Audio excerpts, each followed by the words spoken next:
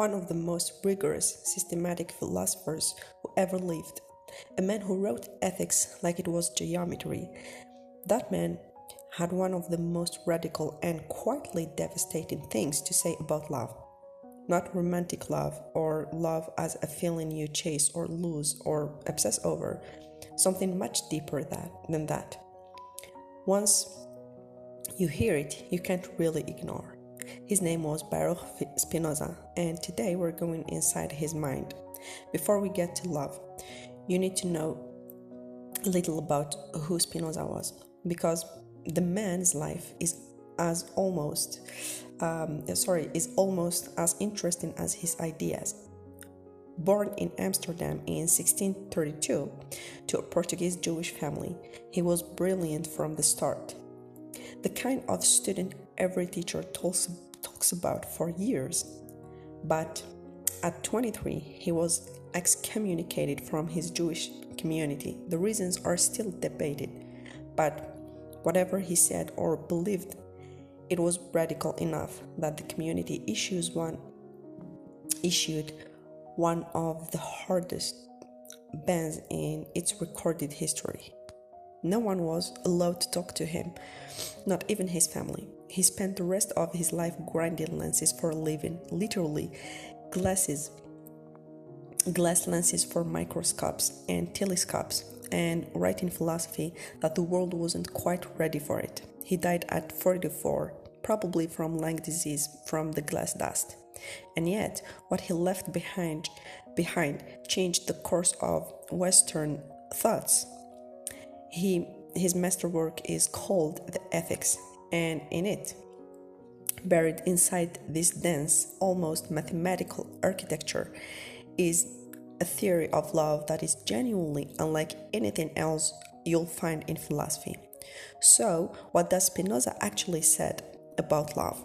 He starts with something very simple. Love is nothing but joy accompanied by the idea of an external cause. Let's deal with this part first. Joy, for Spinoza, is not just a good feeling. It has a very precise meaning. Joy is an increase in your power, your capacity to think, to act, to exist fully. When you feel joy, you are becoming more active, more capable, more present. The opposite is sadness, which is a decrease in that power. So when Spinoza says love is joy accompanied by external cause, he means love is what happens when something outside of you increases your power to exist, when something or someone makes you more. That's the core of the idea. Love is a response to enhancement. It's what we feel toward whatever expands us. And here's where it gets really interesting. Because Spinoza isn't just describing the mechanics of love. He's also diagnosing why love so often goes wrong. He understood centuries before psychology had the vocabulary for it that most people's love is passive.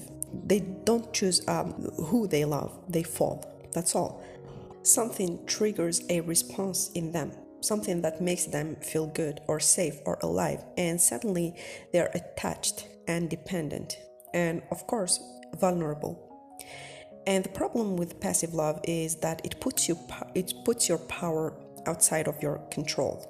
You need that person, that thing, that validation in order to feel whole. Your joy is hosted to something you can't control. Spinoza calls this a kind of bondage, and it's not a moral judgment, just an observation. When our emotions are driven by external causes, we don't understand. We are not free. We are at the mercy of circumstances. This is why he writes about people who love too desperately and possessively. It's not to condemn them, but to point out that this kind of love is really a form of fear dressed up as devotion. You're not loving the person, you're loving the feeling they give you, and you're terrified of losing it. The highest love. But Spinoza doesn't stop at diagnosis. He points toward something else. There is a concept in the ethics that translates roughly as intellectual love of God, or the word God makes you nervous, intellectual love of nature or of reality of the whole. For Spinoza, God and nature are the same thing. Everything that exists is part of one infinite substance, expressing itself in infinite ways. You, me, a tree, a star, a dog, all expressions of the same underlying reality. The highest form of love for Spinoza is understanding this, when your mind grasps the structure of reality, the way things truly are, the way you are part of something vast and eternal. That understanding itself is a form of love, and it's a love that cannot be taken from you because it's object. It's not person who can live or thing that can break. It's in you. This is what Spinoza means by freedom. When you love what is real, fully and clearly, without illusion, you become active. You are no longer blown around by forces you don't understand. You participate in them consciously. Now I am going to pretend this is easy. Spinoza is not a comforting philosopher. He won't tell you that love conquers all, or that the heart wants what it wants, or any of the things that feel good in the moment.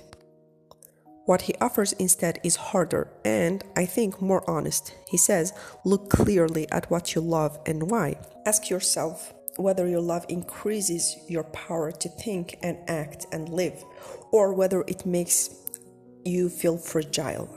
Ask whether you're loving something real or an image you've constructed because it temporarily fills a gap.